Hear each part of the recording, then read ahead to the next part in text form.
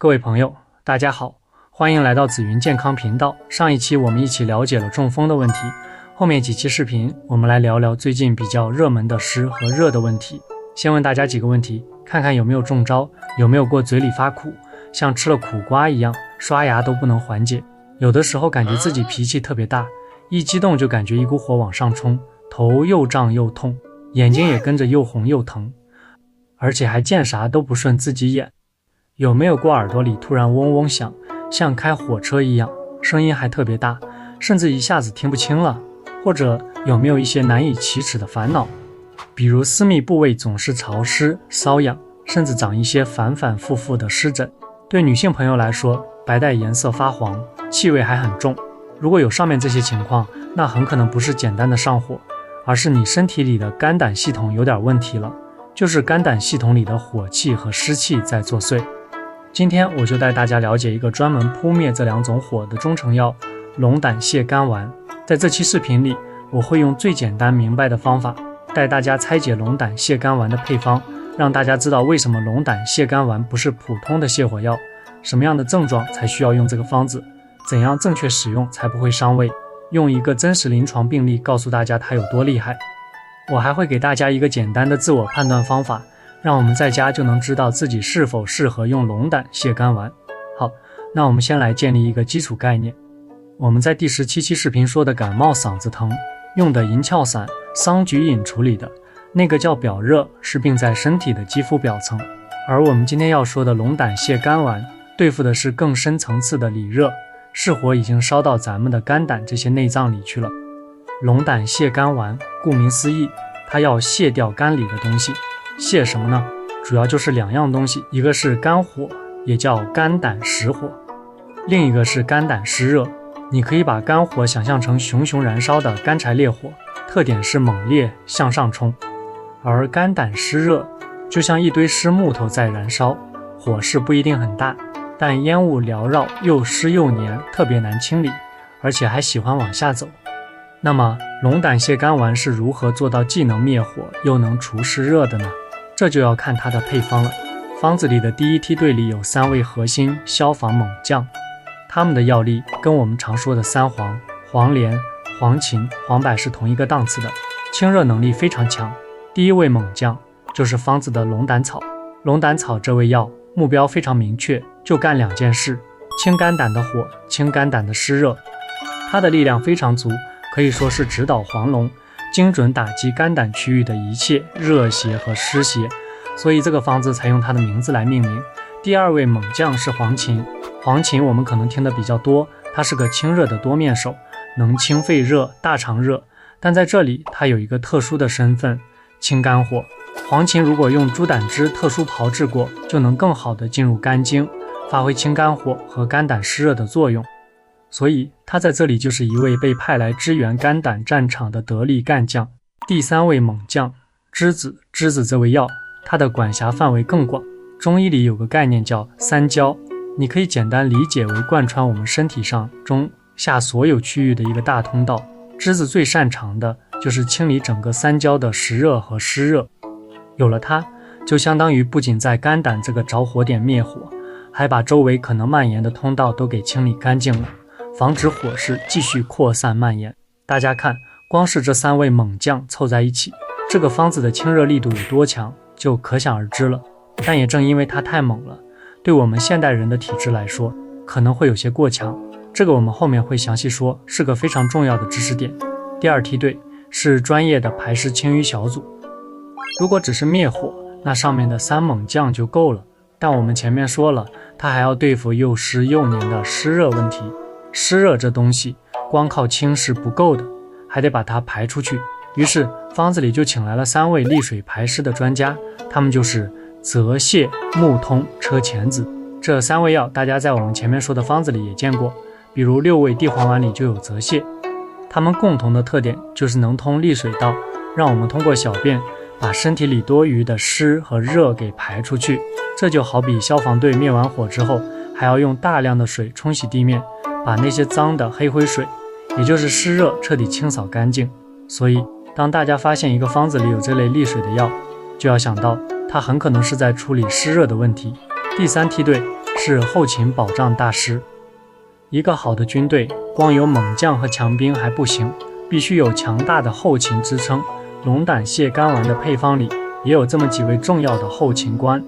首先是2位滋养保护员，生地和当归。大家想啊，前面又是用大寒的药灭火，又是用利水的药排水，这个过程会不会对我们身体里的正常津液造成损伤呢？当然有可能，这就叫伤阴。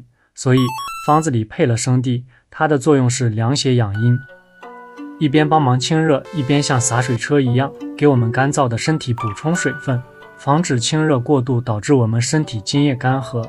另一味当归，它的作用更精妙，叫做养肝血柔肝。肝这个脏器性子很刚烈，容易上火，当归就是用它补血养血的柔和力量，去把这个暴躁的肝安抚下来，就是所谓的以柔克刚。接下来是一位战术疏导员，柴胡。柴胡是疏肝理气的名药，为什么要在这里用它呢？因为湿这个东西是阴邪，它很重很黏，容易把我们身体的气机给堵住，造成气机不畅。柴胡的作用就是把堵住的道路给疏通开，让肝的气机调达，这样湿热才更容易被清除出去。不过这里有个小知识点，柴胡的药性是向上升的，如果是纯粹的肝火上炎，你还用一个往上走的药，会不会火上浇油呢？肯定会的。柴胡在龙胆泻肝丸里的作用核心是疏肝解郁、引经暴食，而不是单纯向上煽风点火。疏肝解郁是根本，临床肝火上炎，比如头痛、目赤、口苦、胁痛、急躁易怒的根源，往往在于肝气郁结，郁而化火。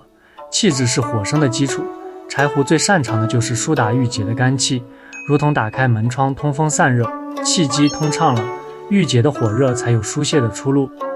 火欲发之，对于郁结的火热，有时需要疏散透达之法，柴胡正有这个功效。另外，柴胡被誉为肝经的引经药，它能将方中其他药物的药力精准地引导至肝胆经络和病变部位。没有柴胡这个向导，大队的清泻药力的效果可能会打折扣，难以直接到达病所。再者，龙胆泻肝丸里寒凉沉降的要占绝对主导，同时还配伍了泽泻、木通、车前子等利水渗湿药，给火热之邪开辟了向下的出路。这就体现了中医用方的复杂性。但总的来说，在处理有湿邪组织的肝胆湿热时，柴胡的疏通引经作用是利大于弊的。最后一味药是咱们的老熟人甘草，这个方子里猛药太多，个性都很强。甘草在这里的作用就是调和所有药的药性，让它们既能协同作战，又不会互相打架，还能顺便保护一下我们的脾胃，是个不可或缺的调节员。好了，拆解完配方，大家是不是就明白了？龙胆泻肝丸，它是一个灭火大队，龙胆草、黄芩、栀子加排污小队，泽泻、木通、车前子加后勤保障，生地、当归、柴胡、甘草的完美组合。那么了解了它的团队构成，我们怎么知道自己到底在什么情况下才需要请这支王牌消防队出动呢？记住，主要就是2大战场。战场1，肝胆实火上炎，火在上半身烧，如果问题主要集中在头面部，有以下这些典型表现，那就可能是肝胆实火了。头痛不是隐隐作痛，而是那种胀痛跳痛，感觉脑袋要裂开一样，眼睛红赤，眼睛发红，又干又痛，甚至有灼烧感，因为肝开窍于目。口苦，嘴里总是苦的，这是肝胆有火的典型标志。胁肋痛，身体两侧的肋骨区域疼痛，甚至有烧灼样的痛感。耳朵问题，突然之间耳朵听不见了，我们叫暴聋。或者耳鸣声非常大，像火车开过，因为胆经也经过耳朵。战场2，肝经湿热下注，麻烦在下半身。如果问题主要集中在身体的下半部分，那就可能是湿热顺着肝经跑下去了，因为湿性趋下，湿邪总是喜欢往下走。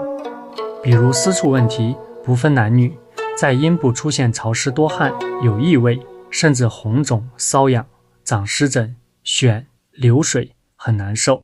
男性特有的烦恼，比如说阴囊部位总是潮湿多汗，还有比较重的异味。中医里说的经纬，就是指因为湿热堵住了经络导致的阳痿。所以大家要记住，阳痿不一定都是虚，也可能是湿热堵住了。女性特有烦恼，白带不是透明或白色的，而是颜色发黄，气味重，不清爽，小便问题，小便颜色深黄、量少，甚至浑浊不清。